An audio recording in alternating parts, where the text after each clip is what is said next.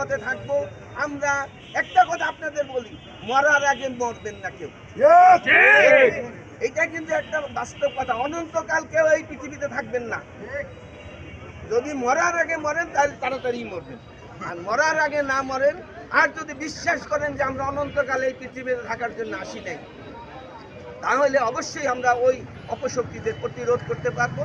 বঙ্গবন্ধু হত্যার বিচার হয়েছে, যেই সমস্ত হত্যাকারীরা আজকে বিদেশ আছে তাদেরকে ফিরিয়ে এনে সেই বিচারের রায় কার্যকর করারও একটা প্রক্রিয়া সরকারের আছে।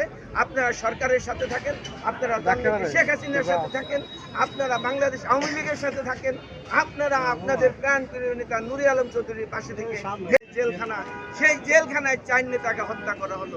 এইভাবে তারা ধারাবাহিকভাবে হত্যা করেছে। এরপরে 21শে